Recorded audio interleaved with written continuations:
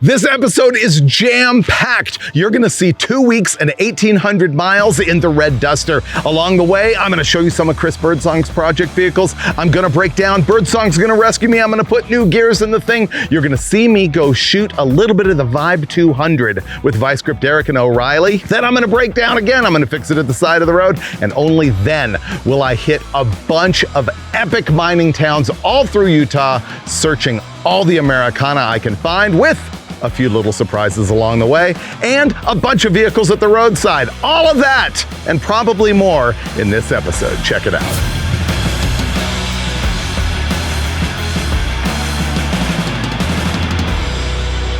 If you saw my earlier episode with the Red Duster, you know it's a pretty good running and driving car, and I fixed a few things. I'm really happy with them. I threw some shocks on it, gave it some gauges, 2 out of 3 of those work. It's actually really good. The question is, will it survive a week-long road trip into I don't know where? I have no clue at this point, but I do have a short-term goal. Right now, I'm in the windy Southern California desert. I'm off Zizix Road, if you know where that is, and I need to make it to Salt Lake City by tomorrow night, so I have about a day and a half. I have to be there to participate in this event with Derek from Vice Grip Garage, and so let's hope I make it that far, and we'll figure it out from there. Let me hop in a car, and I'm gonna tell you a little bit more about it.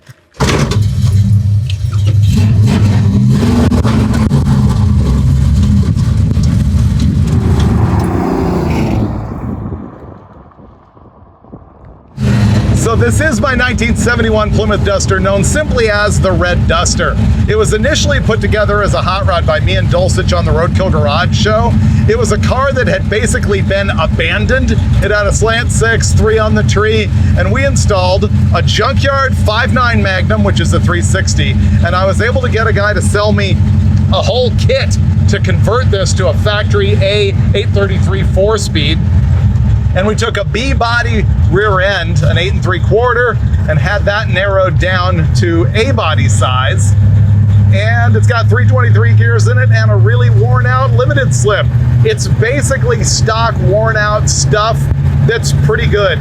On the way up here to Zizix, I got 15 miles to the gallon, going 65 to 70. So let's see how it does all the way to Salt Lake City.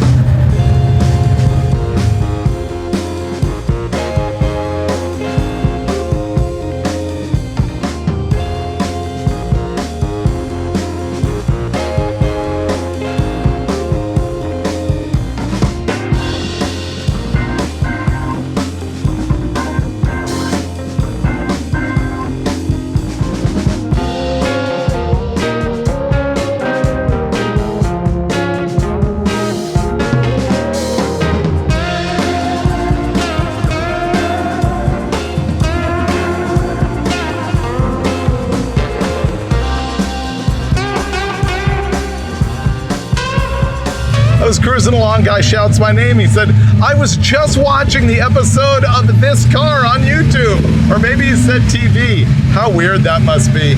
Okay, I have gone through Las Vegas because I always time my stops so that I do not have to gas in Las Vegas. I don't want to stop in Vegas ever, before or after, that's it. But anyway, I'm nearby, and so I'm going to visit Chris Birdsong, who is responsible, by the way, for putting the floors in this car.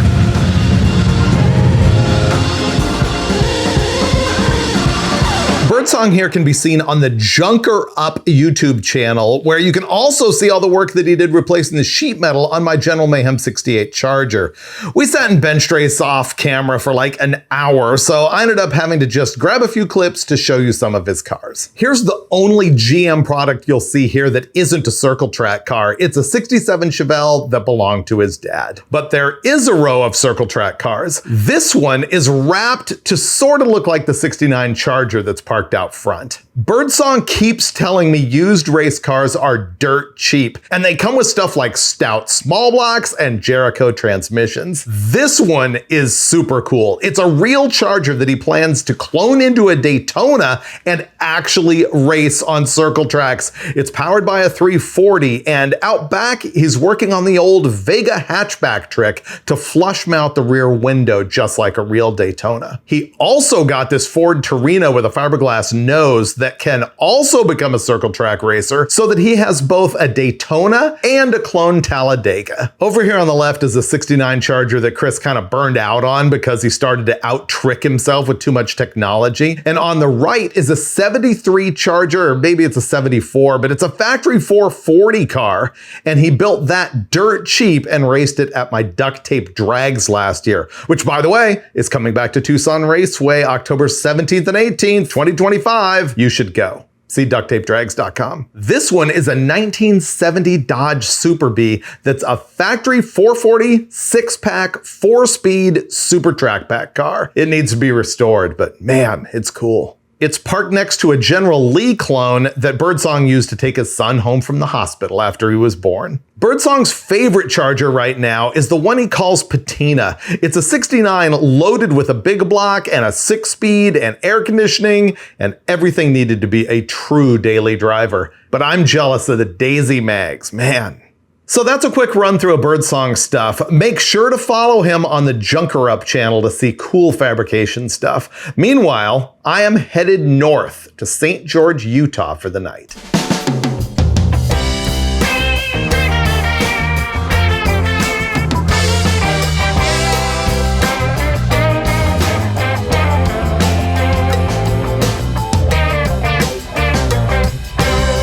I'm way past Valley of Fire now on 15 North. I'm maybe 15 or 20 miles from Mesquite. And I pulled over, and sort of as a matter of course when I'm driving an old car, I'll walk around and just touch the wheels and see if anything is hot, like the bearings are going bad. The left rear wheel on this thing was scorching. It actually is making a crackling noise inside as if something is boiling or baking on it. I don't know what I'm gonna do with it tonight, but I am gonna jack it up, put it in neutral, chalk the front wheels, and see if I can feel anything. Dulcich and I had a problem with this when we took this car on power tour. We actually changed a wheel bearing, an axle bearing at the side of the road or in a hotel parking lot on that deal. So this is the same problem again. Not sure what it is. This car does have the green axle bearings in it, which is a roller bearing instead of a tapered, and I do not like those for a street car. I would rather have the stock type tapered roller bearing instead of the ball bearing. Okay, that's both tires off the ground. I'm gonna throw it in neutral and roll this thing around, see what it does. Tire's not rubbing anymore. I took care of that.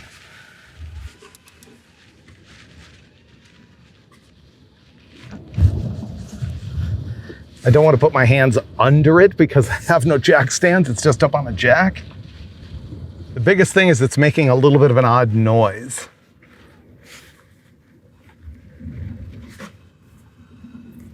And you'll note the brake's not dragging that much, so that's not the problem. Can you hear that through my microphone?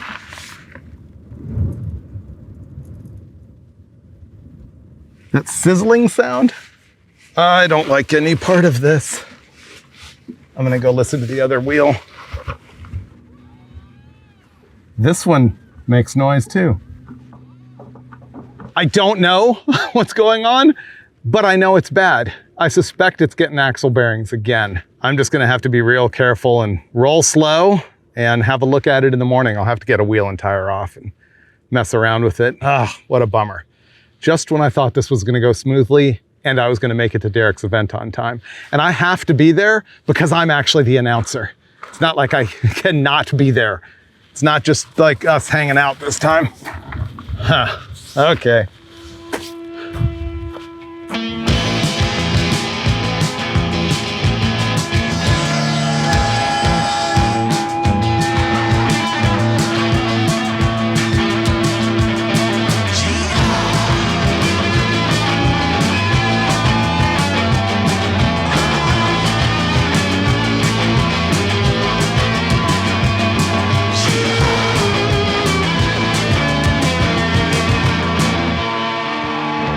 Well, that was a complete fail. I drove another 20 or 30 miles and this thing is just not gonna cut it. Those wheel bearings, you can hear them grinding. If you slow down and go around corners, you can hear them just squeaking away. And once again, that left rear wheel was so hot, I couldn't touch it, and you could hear the gear oil sizzling inside the axle. I'm donezo. Here's why. Up ahead of me, between here in Littlefield, Arizona, and where I was trying to get to in St. George, Utah, is a big old canyon, windy, and it's got walls on both sides, and there are no shoulders at all. The worst place to have an axle bearing fail. And the way these are designed, even though there is a retention plate on them, if the bearing completely falls apart, the axle can walk out of it, and then it'll just squeak up against the fender and game over. Long story short, I put a lot of research into figuring out how to solve this because I'm kind of in the middle of nowhere. And the answer was ultimately Chris Birdsong. He actually is hauling from North Las Vegas to here. I think it was 94 miles, 86 miles, something like that. So that's super cool of him. And he should show up here in a little bit, and we'll load up the Duster, drag it back to his place, and I'll find other solutions from there. Because remember, I still have to be in Salt Lake City tomorrow. Tomorrow is Sunday.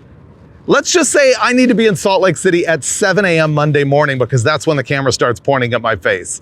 So this is gonna be a thrash. One way or another, I'm gonna get back to Las Vegas and then figure out how to get all the way to, I almost said St. Louis because I'm that punchy tired, but I meant Salt Lake City by tomorrow night sometime. I don't know. You'll see the solution as soon as I know it. I don't know. It's been a long night. I'm tired. What is it? Like midnight at least? All right. Bye. Yay! All right, Birdsong arrived. He's got his old tin grill that he's gonna tow us with, D100, and there is the world's greatest trailer. And fortunately, the Duster runs just enough that we're gonna be able to drive over there and load it up. The cavalry has arrived. We rolled deep into the early morning last night as Birdsong picked up the Duster, and we came up with a plan, which was he dropped me off at a hotel. He took the Duster back to his place where it's gonna sit until I'm done with my trip to Salt Lake City and back. This morning, I Ubered down to Fremont Street in Las Vegas, and I was able to find a rental mobility blob here, which turns out to be a VW Jetta, which means boring but functional in German. Actually, I think the German word for that might be Freiburger.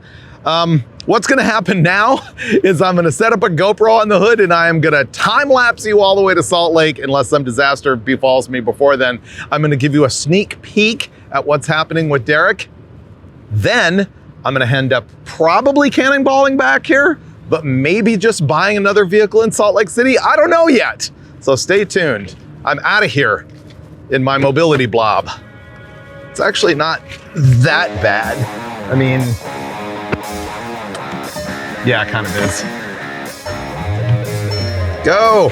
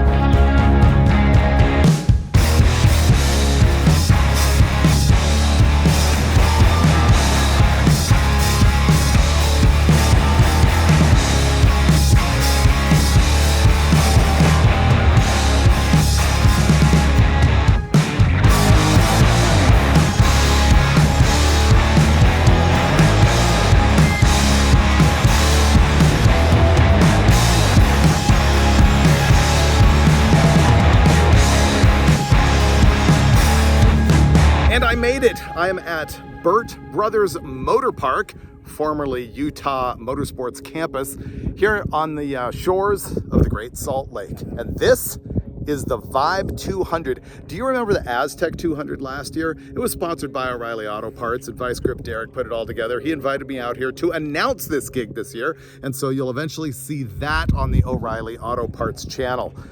Meanwhile, I'm just gonna show you a little bit of the action around here and then get back to my road trip. I'm not sure yet if I'm gonna get another car here in Salt Lake City, maybe a Vibe when they're done, or if I am gonna go back to Birdsong's and fix the Duster. I'll eventually fix the Duster. I'm just not sure it's this episode. Stay tuned, you'll know when I know. Let's do some vibing. This is a shootout of 8 different personalities: Vice Grip Derek, Weston Champlin, Alex Taylor, Tony Angelo, Ray Ripple, Dylan Hughes, Tate Morgan, and Brad DeBerti. The cars are Pontiac Vibes, which are the same as Toyota Matrixes, and which were the very last Pontiacs ever made. They were built in 2009 for the 2010 model year, and that was it for Pontiac. The Vibes compete in 3 events: the drag race into a rallycross, the 2.2-mile road course, and a very cool off-road track with jumps. And man, did that turn into a dust fest. This took 2 days to shoot, and I hosted the whole thing. Look for it soon on the O'Reilly Auto Parts channels. Now it's time to drive all the way back to Las Vegas in the Jetta, and it would have been more entertaining probably if I'd grabbed a slightly used Vibe. By 11 p.m., I was back on Fremont Street in Las Vegas and saying goodbye to my mobility blob. Bye, mobility blob. And we're back to Birdsong saving me. He dragged this junk to Dan's Driveline in Las Vegas, who is, I guess, your buddy with the dyno. Oh yeah, a friend of mine. We make oil leaks, fires, coolant leaks, all kinds of stuff on the dyno. But yeah, we bring everything here to play with it. And what did he order from Yukon? Yeah, you got an 8 3/4 adjustable roller taper bearing setup to eliminate the ball bearing conversion that you're going to convert it back to, unconvert the conversion. Right. Yeah. And make it good again. Yeah, more gooder. Yeah, so we'll show you that once we get this thing taken apart. We'll look at some wasted wheel bearings, and then I'll show you what we're going to do to fix it.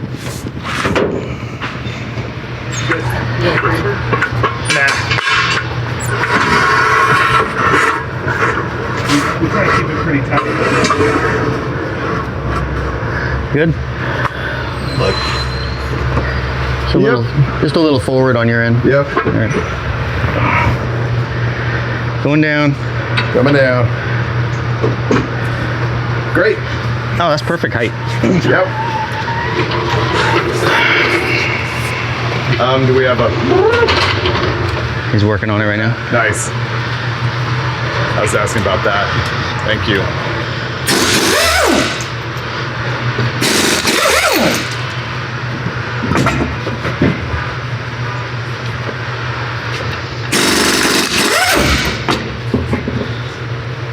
10-inch drums on the back of this thing. It could have had the large high-performance 11s, but these are 10s. There's our aftermarket axle, and there's some 9/16 nuts in here to hold it in, so I'll pull those out, and then pull the axle right out. There's one more.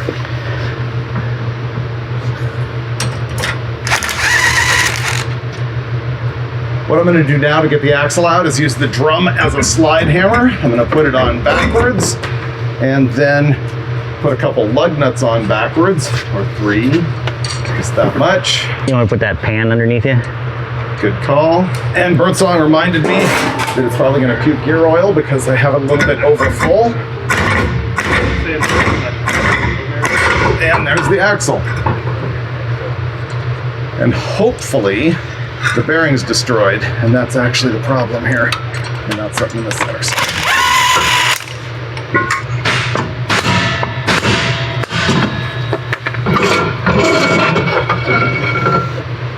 What Birdsong was looking at there is that you can see all the way through the axle housing. That means there's not a little block in the center section, which means you can't use tapered roller bearings without putting that block in, because when you adjust the tapered roller bearing, there has to be a block so the axles kind of touch each other so you can set the preload. And so that's one problem. The second much bigger problem is it doesn't seem like the axle bearings are bad.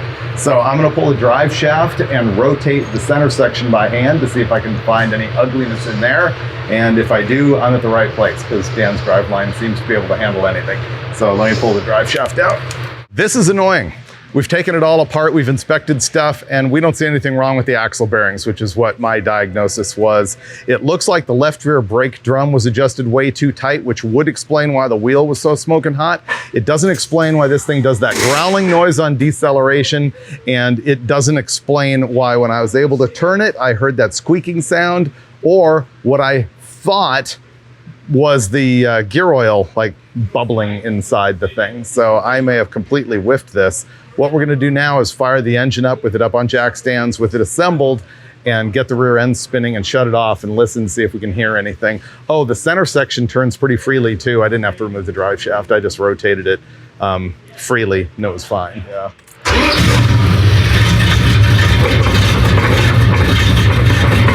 That sounds bad. What is that? Right. Here comes turning.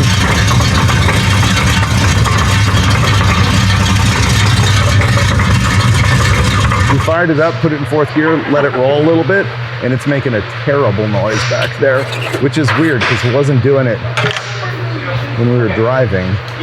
Anyway, he's gonna get a screwdriver to listen inside the third member and see what's going on. Sounds to me like something's falling apart in the third member. Because I have to get the center section out, we're gonna jack it up and let the axle droop to give us more room.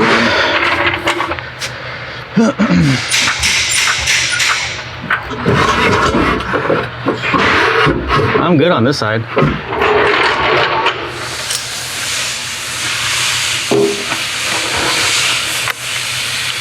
That's pretty black for a few miles. It's probably got 4,000 miles on it. Oh, okay. That's glued in there. Put more pressure on it. I am.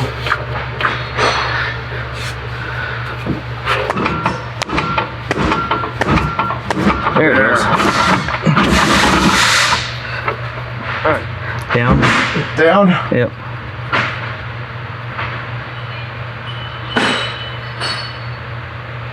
Is it clear? Yeah, you're good. Okay.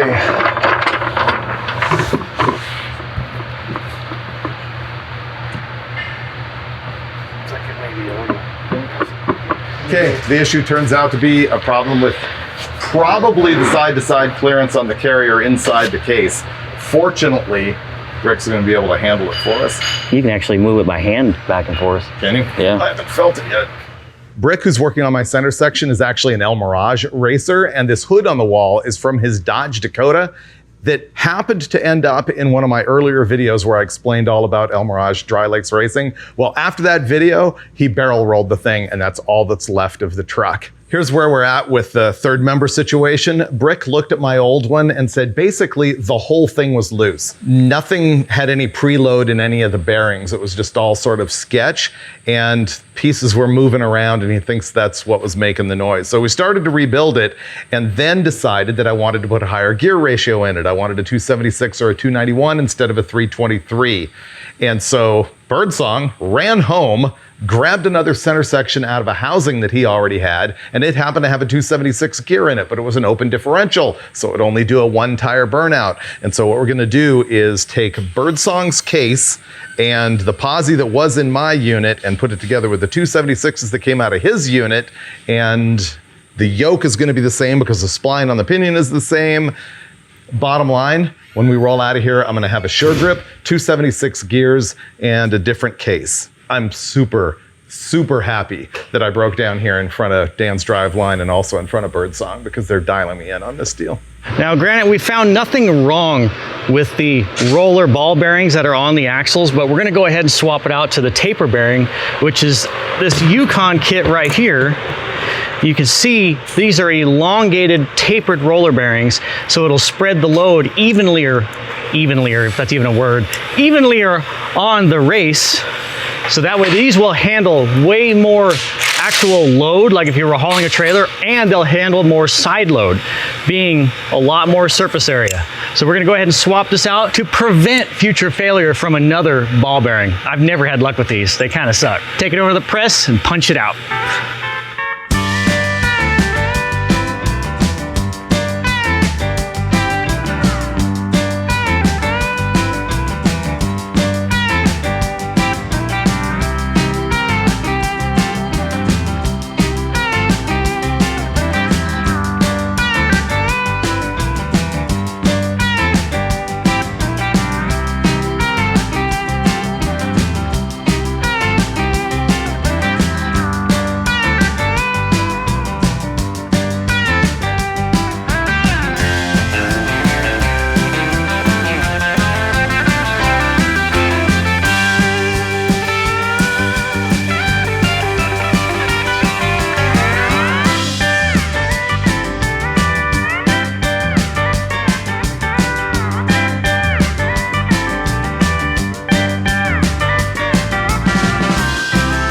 David got the other axle in. I'm trying to get this one in, and this side has an adjuster. So it actually adjusts the end play of the bearings into the taper.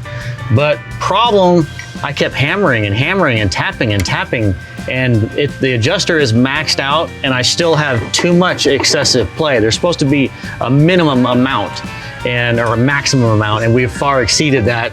So we're thinking maybe the axles are too short, or one axle's too short, so we gotta pull it, try and figure out a solution to that.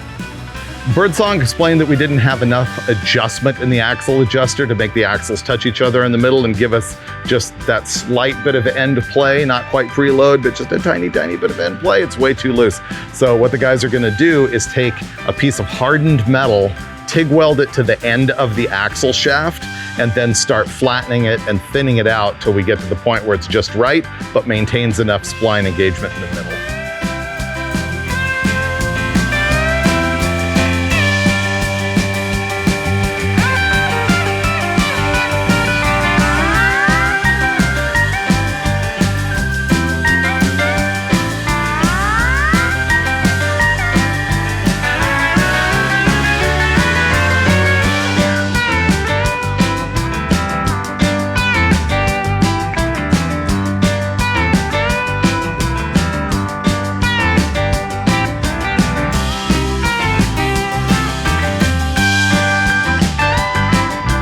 Well, I was dealing with my very first YouTube monetization dispute over some song that I used in the Roth episode with me and Finnegan. So while I was out panicking about that, and I hope it resolves itself, these guys were wrenching away on my garbage and put the drums back on and everything. So we're ready for fluids. Rick has given me the Spicer brand, which I really appreciate, additive friction modifier. You see this a lot in clutch type posies, and I know that this one chattered badly using regular gear oil before. And so I'm glad that he's got this. I'm gonna throw it in. There being goofs in the background. Then I'll put some gear oil in this pooch and wheels and tires done.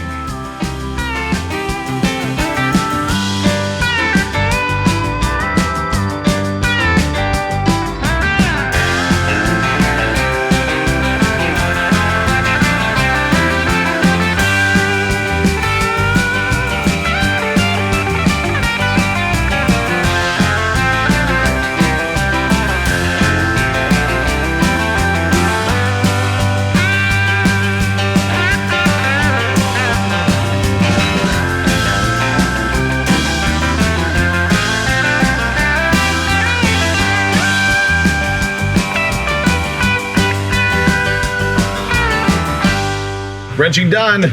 Test drive. NASCAR style. Ooh, that was fancy. Oh, wait. Backfire.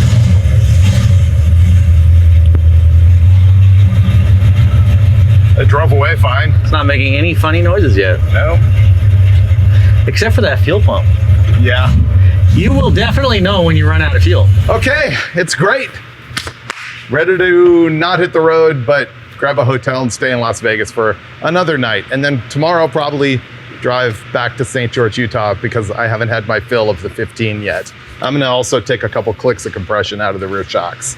The road trip's gonna resume. The Duster is fixed. Let me recap what happened yesterday. I thought the axle bearings had failed. It was in fact that all the bearings in the center section had failed.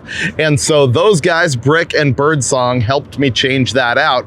And we went to a 276-to-1 gear set, which I'll explain in a minute. The other thing that we did is switched out the ball bearing axle bearings and went to tapered roller bearing and adjuster, just like OE.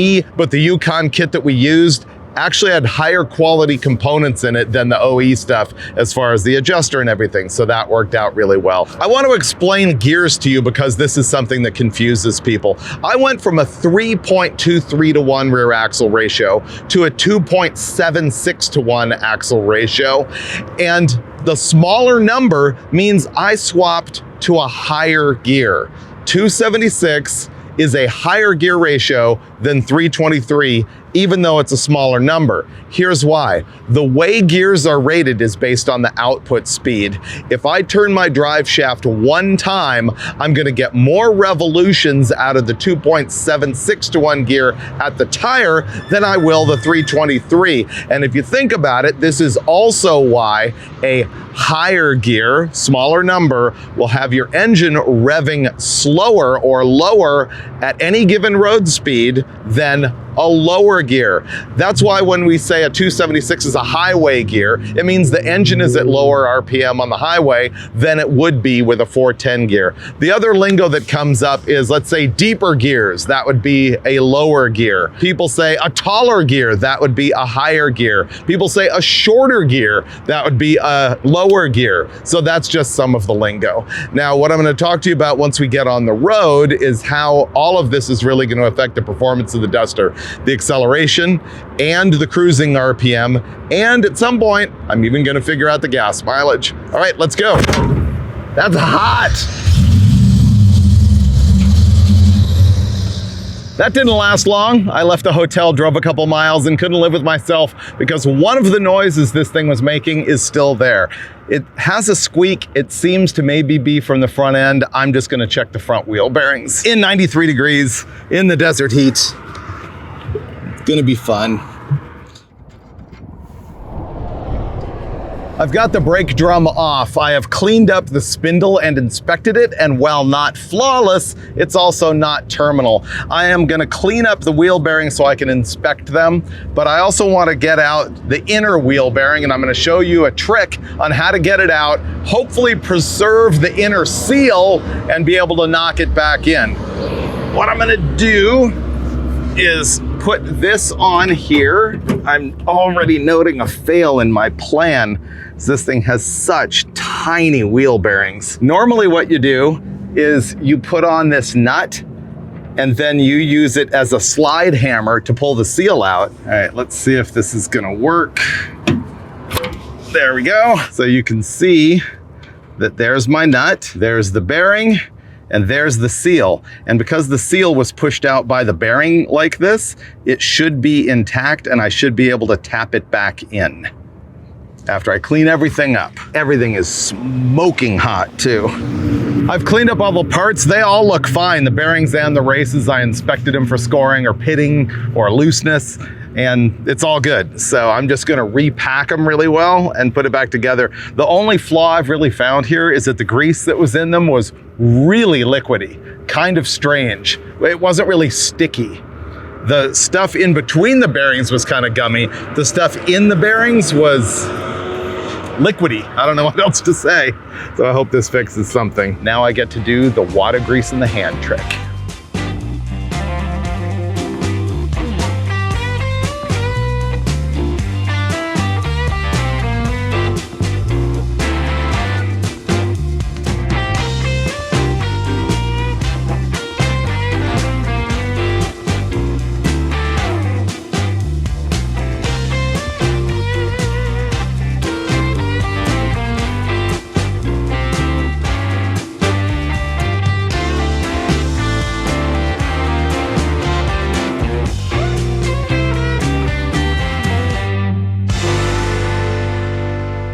All right, one more time. At least it's hotter now. All right, I got this side all wrapped up. Let's just say that the inner wheel bearing is past its prime. It's not gonna kill me anytime soon, but it's also not thrilled to be here.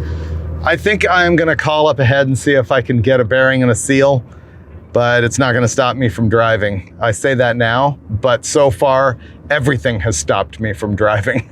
I'm gonna put this together and hit the road and actually get out of Las Vegas, finally, please.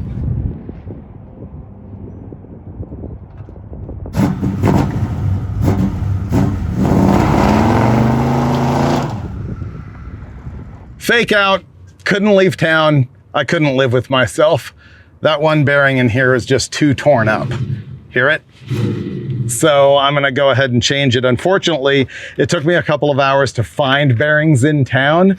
And when I got one, it is China.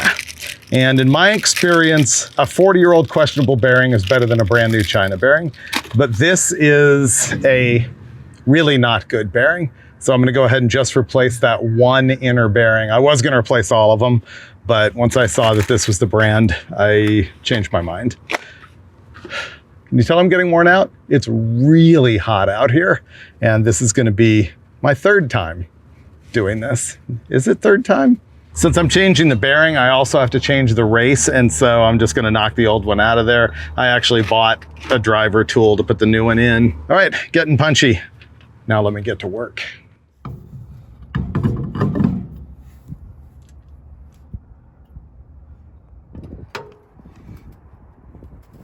All right, that is 3 front wheel bearing R&Rs today. Right now, I have 1 China bearing and 3 who knows how old Timken bearings.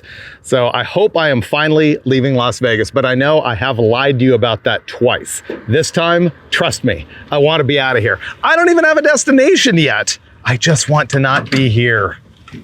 All right.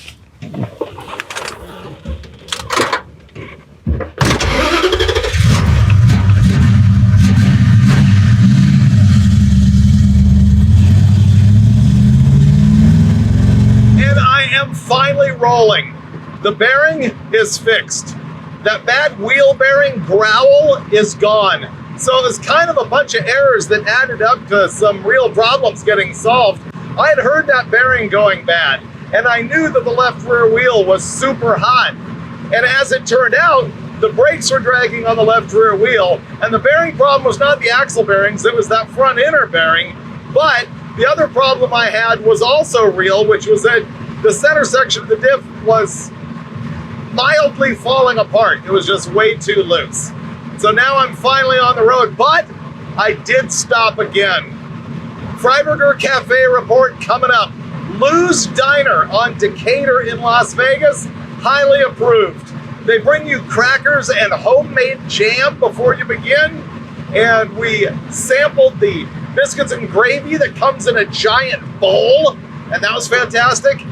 And the patty melt was, I would say, above average. So Lou's Diner in Las Vegas, do it. And now I still don't have an ultimate destination, but I know that I want to see cool stuff.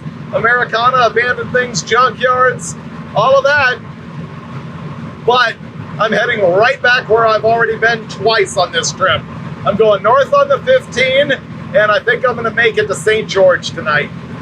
Let's talk a little bit more about gears now that I've got some miles under me. But first, I'll remind you that those guys who helped me out were Chris Birdsong, who is Junker Up on YouTube, and of course, Brick from Dan's Driveline is Dan's Driveline on Instagram. So check those guys out, they really helped. I can already tell that the engine RPM is down. Between 75 and 80 miles an hour, the RPM is down 400 and 500 RPM versus the old 323 gear. And that really makes a difference. The whole car is just quieter, smoother.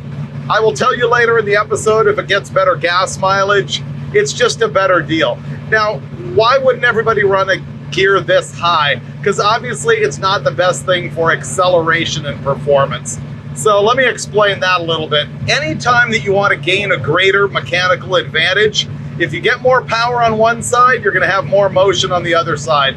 Think of if you're standing on a breaker bar to try and break loose a lug nut. And think how much power you have doing that. But what if you took that breaker bar and had to make a full circle to turn that lug nut one full circle? Think of how big the distance would be versus if you had a 3/8 drive ratchet in your hand and you spun it. How big is that circle?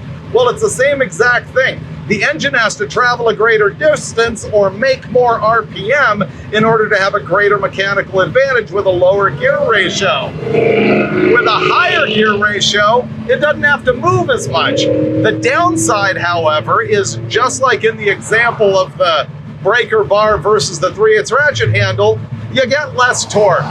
Axle gears directly multiply torque. For example, if your engine has 100 pound-feet of torque and you have a 4:10 gear ratio, it multiplies the torque times 4.1 minus the mechanical losses and naturally things like that. If you've got a 276 gear, it only multiplies it times 2.76. Really, it makes it clear to understand all this stuff. If you've ever ridden a 10-speed bicycle, you know that when you're in first gear, you gotta pedal a lot to not go very fast. That's a low gear. You know when you're in high gear, you can pedal very little and go really fast. That's the same as a 276 gear. You also know that if you put the bike in high gear and try and ride it at low speed, you got to put in a whole lot of work. And that's the downside of the high gear ratio, is that especially with a 4-speed, if you're taking off from a stop, you're going to have less power to take off if you've got a high gear in it. That can be a problem for some people. In this particular combination with a bone stock 5.9 or 360 with a stock cam, it's been driving just fine. It's not fast, but it gets out in first gear all right. So there's a long dissertation on gear ratios. I just passed Littlefield, Arizona. That's where Birdsong picked me up the other day, so I'm finally making progress. You remember the other night when I thought I had bad axle bearings? I was scared to go through the big windy canyon? Well, now I'm in it. This is Virgin River Gorge. Very cool, actually. Also very scary if you break down. You can see right in this section, there's no shoulder at all. There's some shoulder coming up, but it's still sketchy. There's a lot of semi-trucks. I did this the other night in the Jetta mobility blob. This is the Duster's first time in the canyon. I made it, St. George, Utah. I am tired, so I sort of called it early here. It's about 8:45 at night, but there's a rib shop right next door, so maybe I will do that. But I'm gonna crash and we'll be back in the morning to find out where I'm actually gonna go in the red Duster.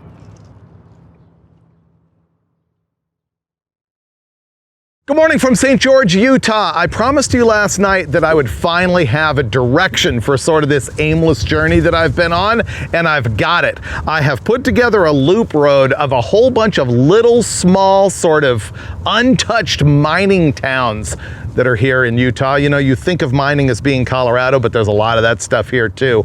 And I know there's some towns along the way that have some great Americana, and I'm gonna be finding all the great roadside cars and trucks. This is gonna be so worth it. Oh, you know what? First, before I leave, I gotta fix the inside rearview mirror on this thing because it is flopping so bad it's driving me nuts. It makes me wanna call in a napalm strike. So let me tinker with that and then I'm out of here.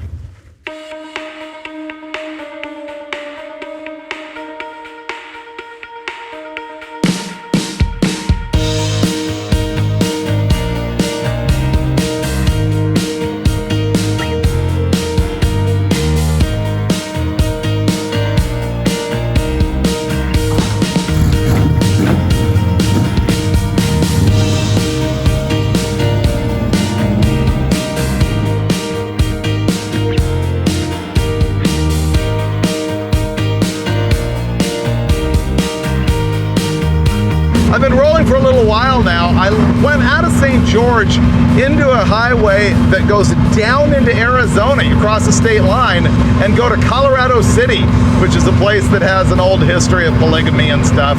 And then I'm now curving my way back up. And eventually I will be on Highway 89 to go north into Utah. I went through a little town called Kanab, is how I've always pronounced it, K-A-N-A-B. And it had a couple of cool old hotel signs, and it's a nice place. And right after that is a place called Best Friends Animal Sanctuary. And if you love animals, you should look into it, because their whole goal is to save every animal. Don't euthanize them. And they have a very cool sanctuary there. You can also join Best Friends Animal Society and get their magazine. My family is members, so it was kind of neat. Now I'm gonna head north and continue to look for all the cool old cars and buildings and hotels and drive-ins, and you know my shtick by now. Let's go. Oh, I'm on Highway 89 North, perfect. It's about 90 or 95 degrees outside and the Duster's doing well, cruising right at 190 degrees, even when I stop and let it idle for a while. And right now oil pressure looks like it's about 45. Everything's happy. And my rearview mirror doesn't flop as much.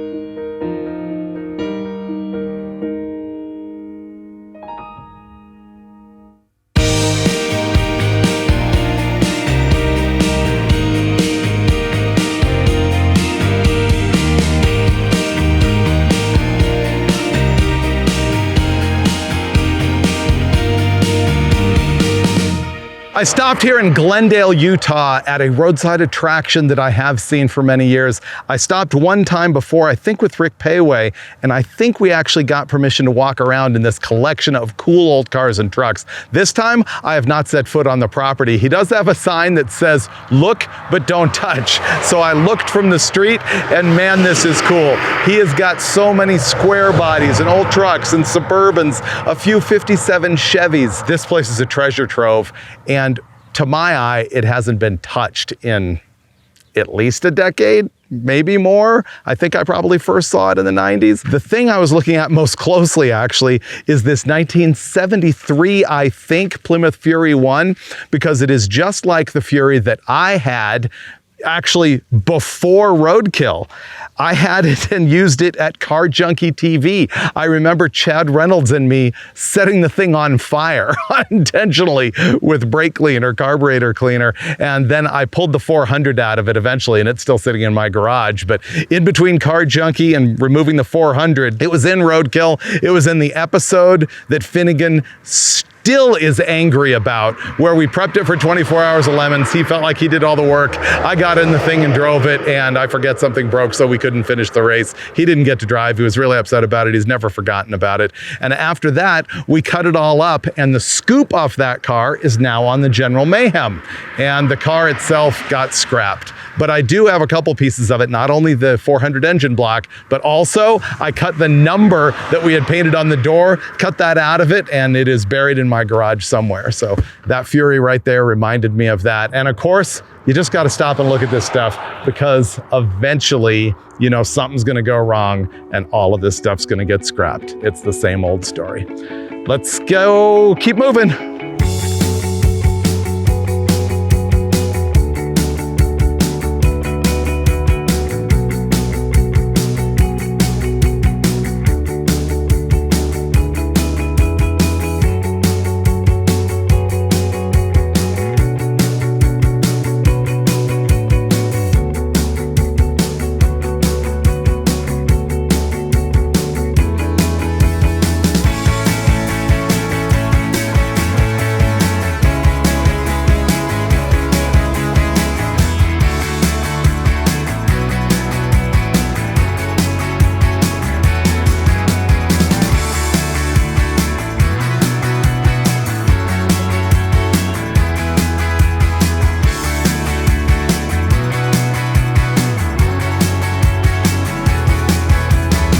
Thought I was done with car trouble, but I stopped to eat and this thing's idling fast.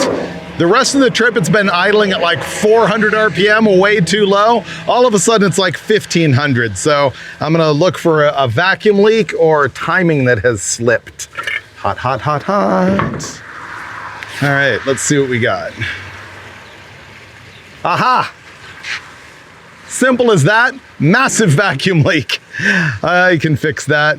Right under the carburetor is a big fitting for vacuum, and who knows what happened to the cap. I'm probably gonna fix it with gaff tape. I'm gonna put this right there and tape it on. That's gonna get all gooey, but it'll work. Let me fire it up and see what happens. Should be fixed. And I'm back to 400 RPM, perfect. But while I'm here, I'll go ahead and idle it up a little bit because it's been absurdly low for a long time. Oh, there's the cap, I see it right there. Yeah, that vacuum cap tore right off. Hot, hot, hot, hot, hot. Hot, hot, hot. And I dropped it, so it can live there forever, I don't care. It just fell off, didn't it? What is this doing? Now it's dying? Oh, I didn't turn on the electric fuel pump. We're gonna call that good. Woo, hot. One more thing. We're back to 14.5 miles to the gallon. Perfect. Back on the road. It's been a nice drive. There's been awesome scenery. Unfortunately, a pretty big fire and a bunch of cool trucks and buildings that I've shown you sort of in a montage to this point. The two best things I saw, I'm gonna tell you about now rather than in context, because I would need to make it just that much more difficult for you to find them. And if you know where this stuff is and you put it in the comments, I'm gonna delete it. The first thing that I saw was a dent side crew cab tow truck. Thing was awesome. That's the type of vehicle that 15 years ago, 10 years ago, it just wasn't worth that much. Maybe 5,000 bucks. Now, gold. I thought it was a 4x4 and it's not, but man, that was good. But then the second thing that I spotted behind a house in plain daylight, I can't even believe it's still there, a 1970 Mustang sports roof. I didn't walk on the property to really investigate. I don't know if it's a Mach 1, I don't think so. I don't know anything else about it other than the shot that I got of it, but wow, the fact that that is still sitting there blows my mind. Anyway, I'm rolling into my stop for the night, and tomorrow it'll be more great Americana and gearhead stuff.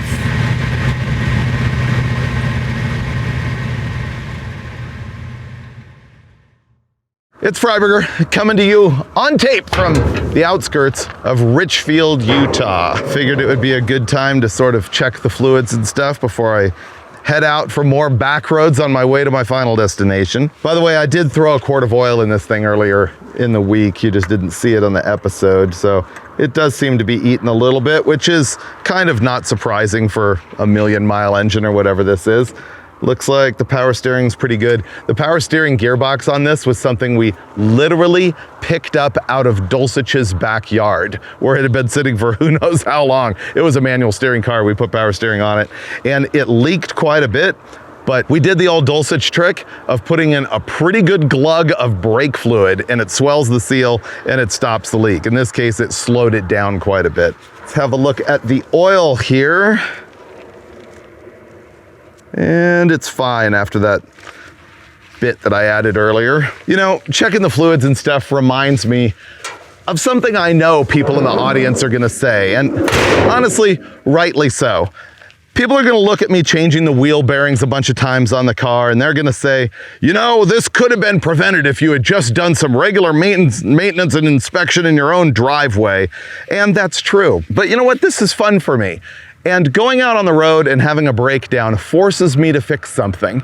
Whereas at home, I've got so many other things going on. And on the road, you get to do it out in nature or wherever. And so, yeah, I could be working on the stuff at home, but I'm like, where is the fun in that? And furthermore, the only way to really shake down a car and make it road ready is to take it on trips and find out what breaks. In this case, yeah, especially since I had, you know, already tightened that wheel bearing over there, I probably could have figured it out and done something different, but I didn't. And I have no regrets.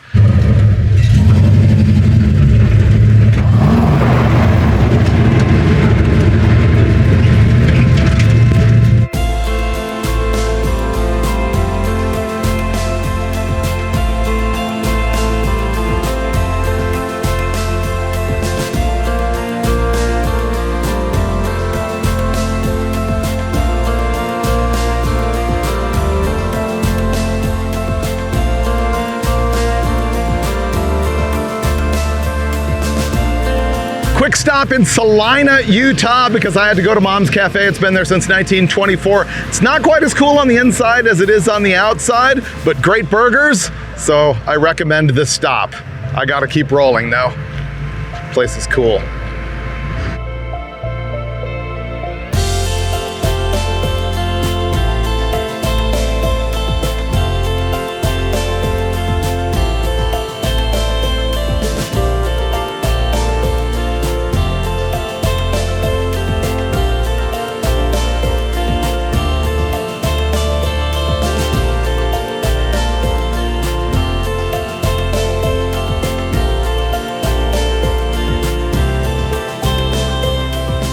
Now I'm in Price, Utah, and it's got a pretty cool old main street.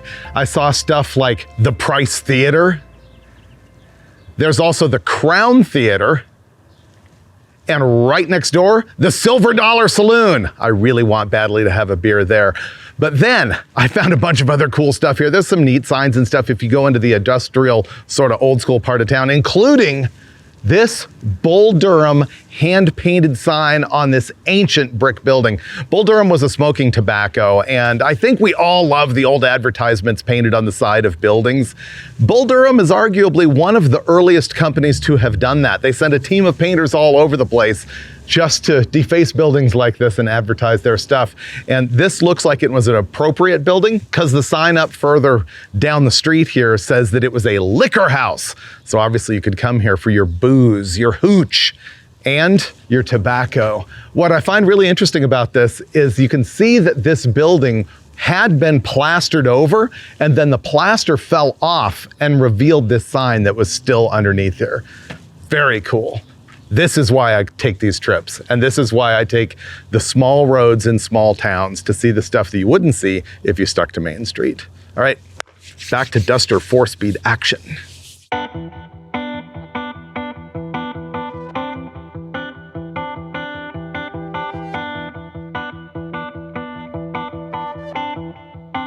This is the little town of Springland.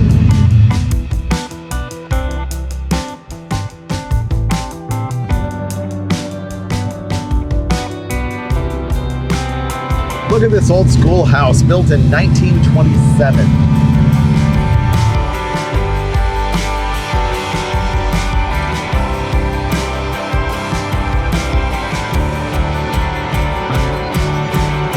This is Helper. Super cool old school town.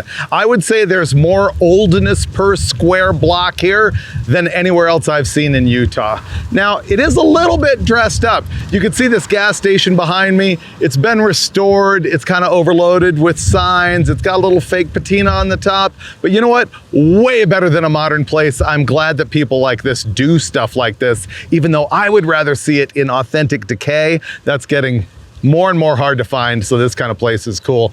I'm gonna drive through town and show you a whole bunch of old signs and details that are in this place because it is really, really neat.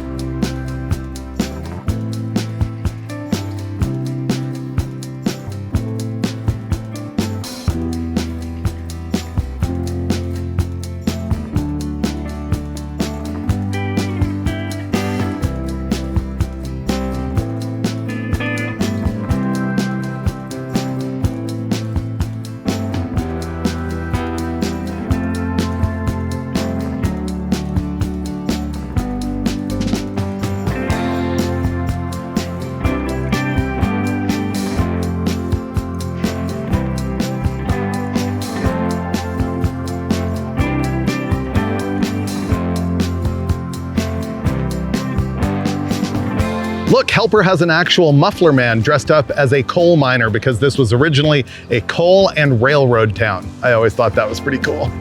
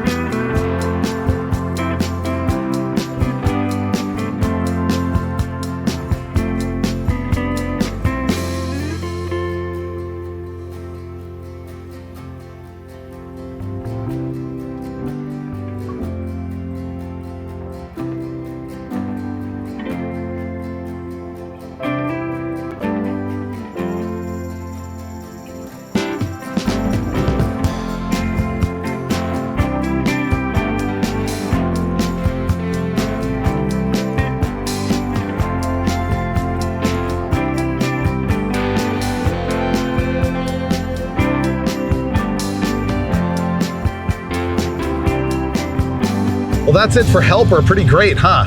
All of those buildings were 19 teens to early 1920s. And at the end of the road out of town, I went and looked at this other really old building that I'm not sure what it is. It could be Balance Rock Hotel, although there's a little Balance Rock Motel around the corner here that's on private property, so I'm not sure. Oh, there's a cool sign that says Balance Rock Motel. And now it's pretty much a cannonball to Provo, Utah, where the real civilization begins, and I'll have to get through that and move on to more little town goodness. Here's a fun fact I learned about Helper after I left. You know, I pointed out the Muffler Man coal miner that's in there? Apparently, in 1964, the city of Helper custom ordered that from International Fiberglass, which is the maker of the Uniroyal Gal and the Muffler Man and the Paul Bunyan. They actually ordered it as a coal miner, as an attraction. I never would have guessed that it had been there that long, or that's what they did. So that was pretty neat. The stuff you learn. Red Duster, rolling along.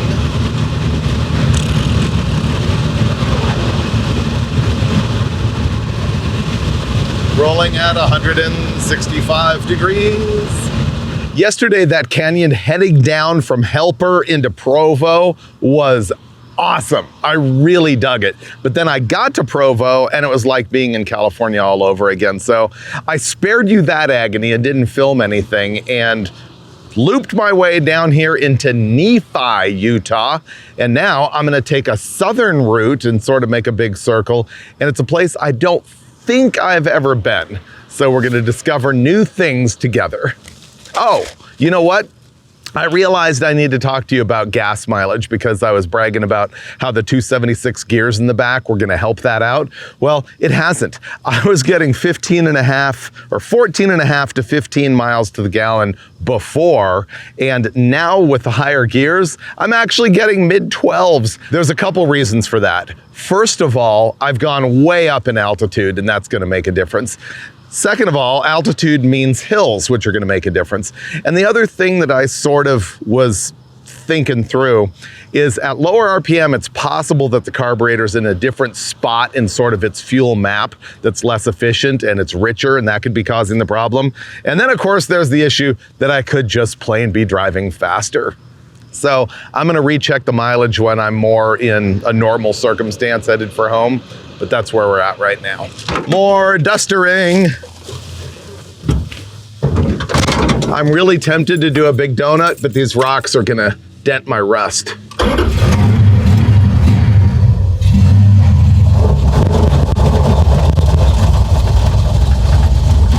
Look at this thing. It's like a Willys wagon body on a late 90s Toyota 4Runner. Weird.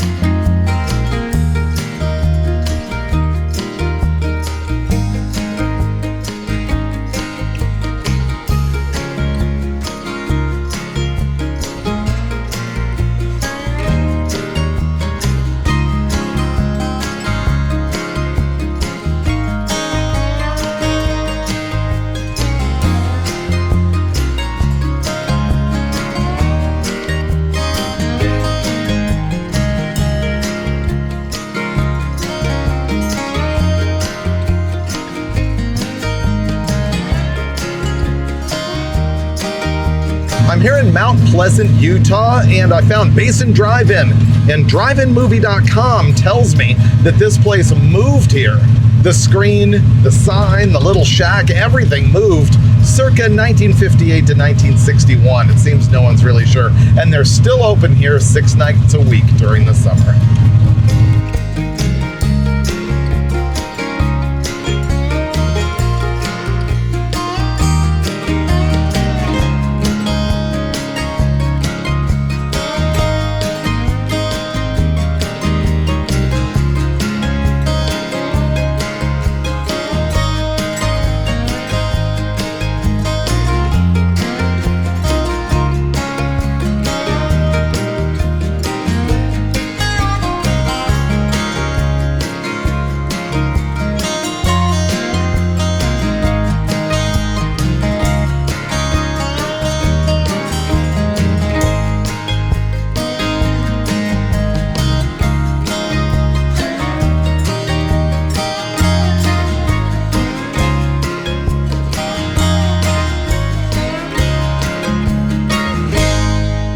Now I'm in Manti, Utah, and stumbled into the Big Daddy Ed Roth Rat Fink Museum. Let's check it out.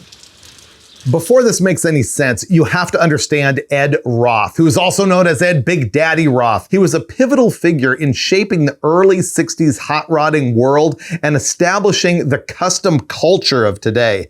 He was marketed as kind of a wild man, but I knew him just a little bit in the mid-90s, and he was soft-spoken, yet eccentric. After Roth came home from the Air Force in 1955, he started working as a pinstriper and also as what was then known as a crazy painter, doing graphics on cars and motorcycles or whatever. And that business included what became known as weirdo shirts, as he would airbrush custom designs on t-shirts and sweatshirts at car shows. And this is where sort of the monster style of cartoony stuff really began. By the early to mid 60s, silk screening meant that these shirts could be printed and sold via mail order, and these ads were in the car magazines all the way through the mid 70s.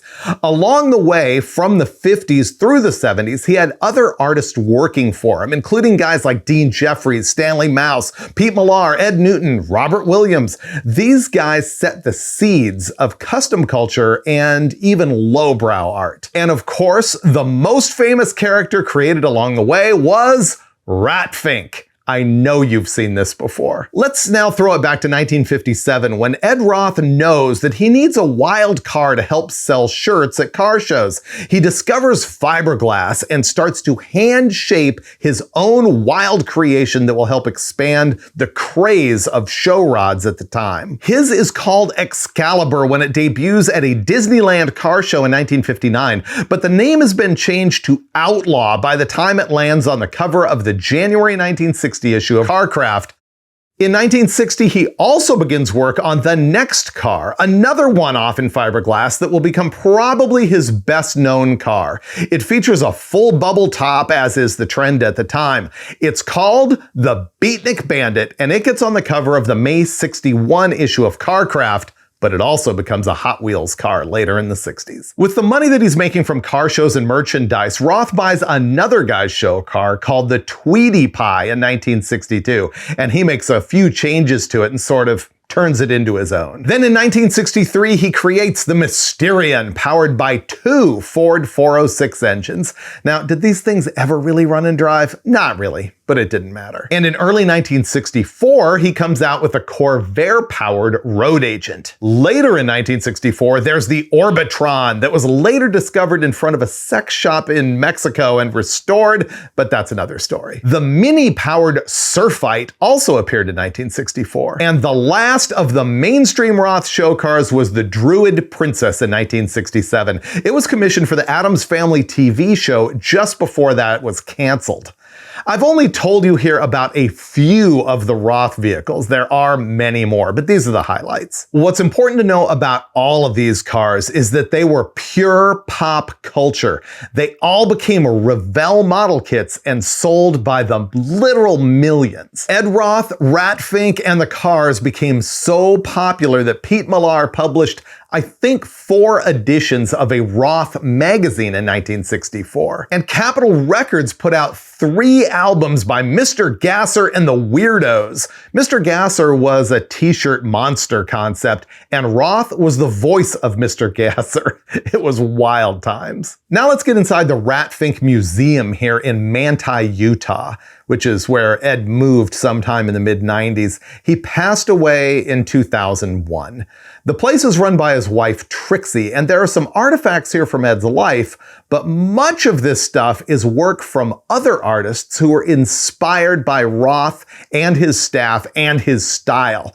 You can see more about the museum at ratfink.com. Here are some legit examples of the hand-painted style of shirts that started it all. One of the coolest things for me to see was the wall of old screens that were used for making the t-shirt designs that they sold via the mail.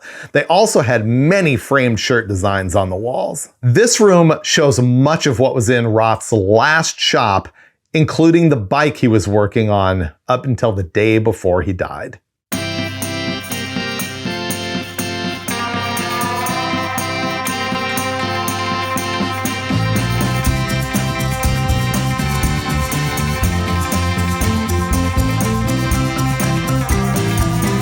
This is the Rotar, a hovercraft built with 2 Triumph motorcycle engines in 1961. And here's the newspaper story about one of the props breaking apart, cutting some people, and hitting the ceiling at a show at Cobo Hall in Detroit.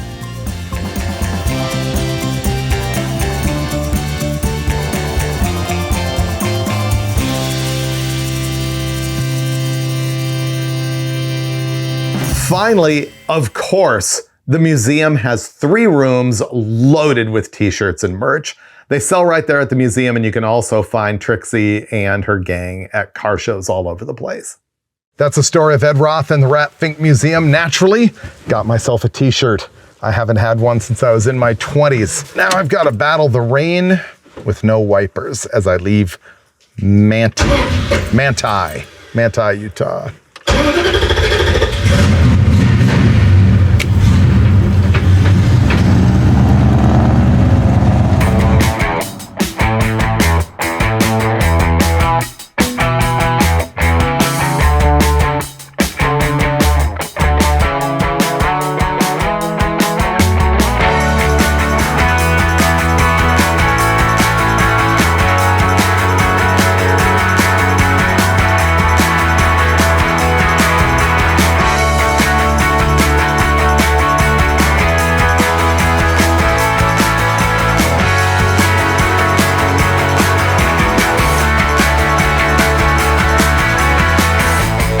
I've been rolling along and the rain is sort of coming in and out, and I'm just motoring, and right now I'm on the way back to Nephi, and then I see this.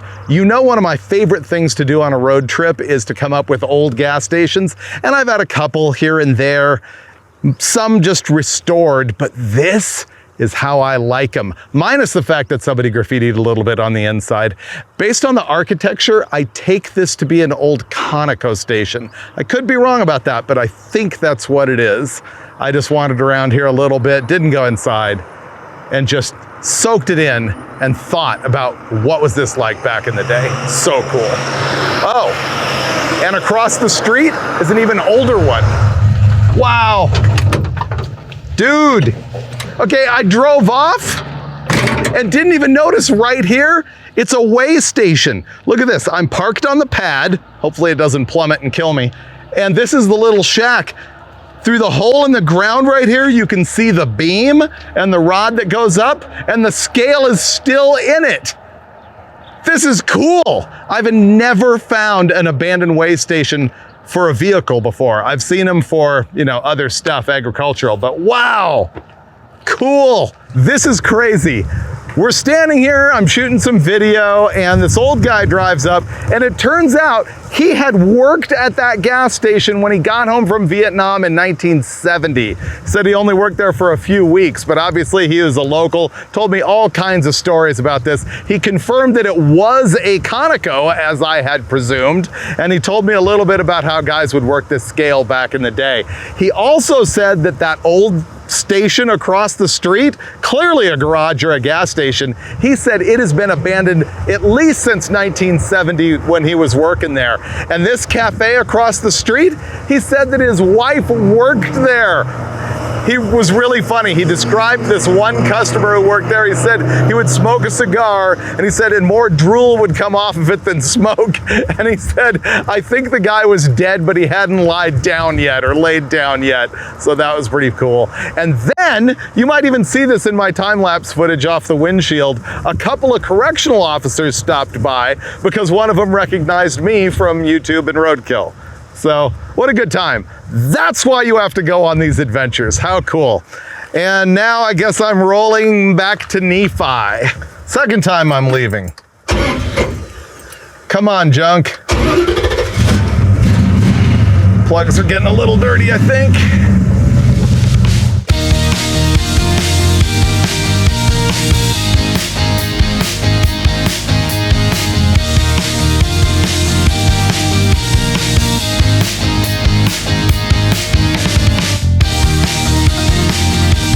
This old Sinclair gas station is in Alberta, Utah, and while it's a little bit dressed up and a little bit restored, it is the original since 1917.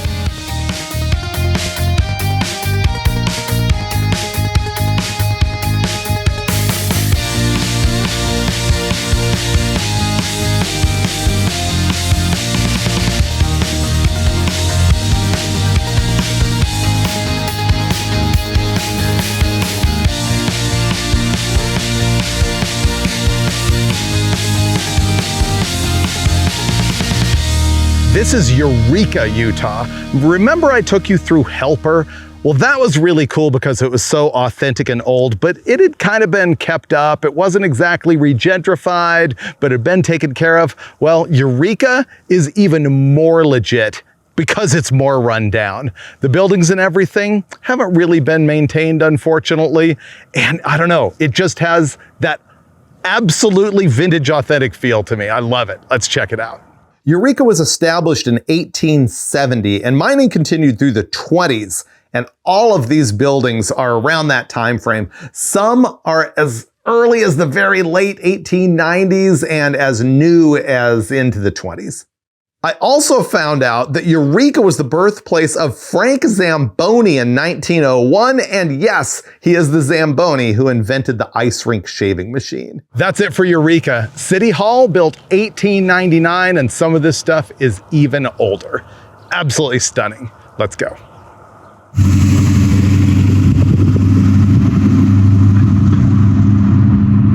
Now I'm just south of Eureka and cruising the small mining camp called Mammoth, which has a handful of active homes, and they're right below a legit old mine. But I'm on my way to see a more impressive abandoned site.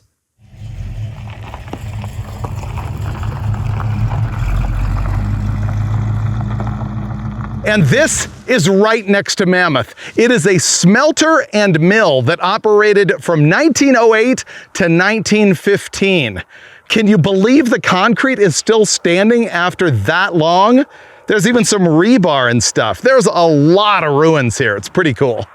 Look at this over here. It's like the Roman aqueducts or something, but I am getting destroyed by mosquitoes, and so I am out of here. Now I'm gone for the night, but there is one more incredible sight to show you tomorrow morning. Now I'm just above Eureka, and wow, there is a lot of equipment and buildings left here from a mining operation that must have been 1890, 1908, 1917, something like that. Let's go look. This is absolutely nutso.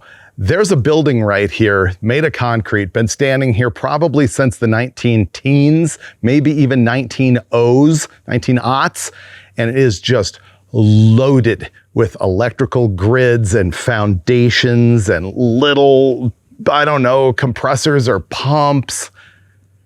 Craziness inside there. And then there's this giant winch anchored to the ground, and it's got cables that go all the way up to the top of this structure and power these elevators right here. And dudes would get in that elevator and get lowered down into the mine shaft, which is right here, which potentially goes 3,000 feet into the earth. No thanks.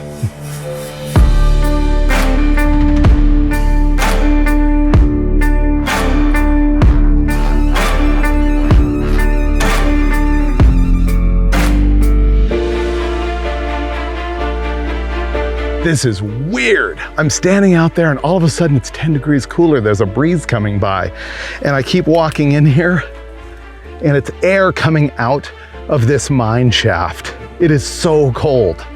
It feels colder than cave temperature. It's weird. And I'm pretty sure I got poison oak or something. Yeah, that's what that is. Yeah, we're gonna be, try not to touch it.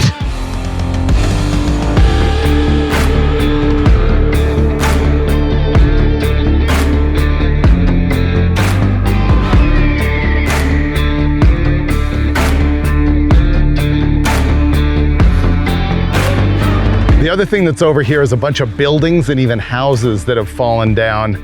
Or maybe they were offices or something. This one's got a lot of equipment in it, but they're cool to walk through.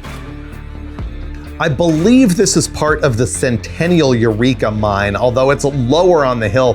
There's more relics further up, but I can't get there in the Duster, and to be honest, I don't feel like walking.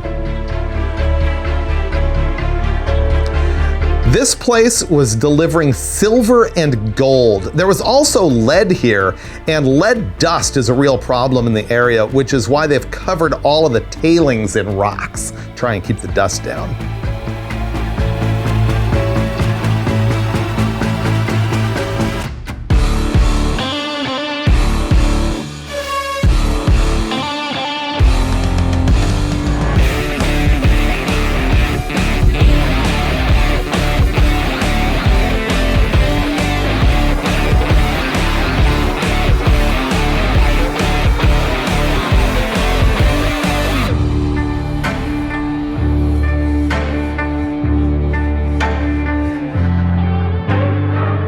I know that's not the stuff that you expect from me. It's not really gearhead oriented, but you know those old mines?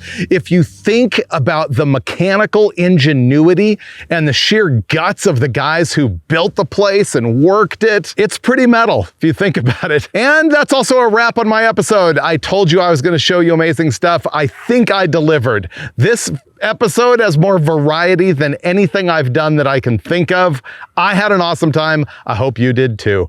We'll be back on the David Freiburger channel, working on cars, working in my driveway, taking road trips. I got to get some engine stuff going too. So thanks for following. Do me a favor, share this with everybody. Buy my merch. Link is in the profile, and I'll see you next time.